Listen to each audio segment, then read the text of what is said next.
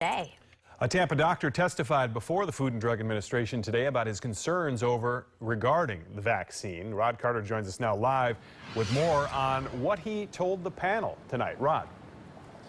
Hey, good evening. You know, there are a number of connections, Bay Area connections to the vaccine. Of course, Tampa General Hospital standing to get in line first to receive the vaccine once it is approved. And today, a local doctor, Dr. David Berger, the owner of Holistic Pediatrics, spoke before that committee for the FDA, telling them that they need more transparency in the vaccine, and also that is a way to boost confidence for people to take it. Thank you for allowing me to speak today. One part of Thursday's day-long hearing on the Pfizer vaccine came from a Bay Area pediatrician. Dr. David Berger spoke to the panel virtually, laying out virtually every concern he has. I would say it's just a lack of data that we have in order to make a proper informed consent decision. I spoke with Dr. Berger following his testimony and his concerns about the trial study of this vaccine.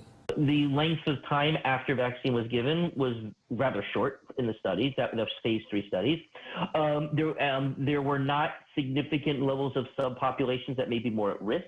In a letter written before the testimony today, Dr. Berger laid out his questions, which during his short presentation to the panel, he outlined today, including ongoing post-vaccine studies of definable subpopulations, and that includes different ethnicities, nationalities, and socioeconomic groups. Details of post-vaccine adverse events, vaccine effects on currently infected or previously infected COVID-19 patients, and a need for a minimum of 6 months tracking of patients to assess the longer-term side effects. Dr. Berger says the more we know, the better. I think a person who would be hesitant would look at those numbers differently and would have a better opportunity to make the best decision for themselves or for their family. Dr. Berger and all the other presenters today to that committee for the FDA actually had about 3 minutes, that's it, to present their case, so they had to get a lot of information out very quickly. Coming up tonight at 6, the question becomes, though, once a vaccine is approved and it is on the market, will people actually take that?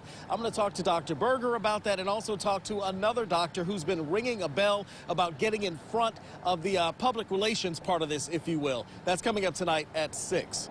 For now, we're live in Tampa. Rod Carter, 8 on your side.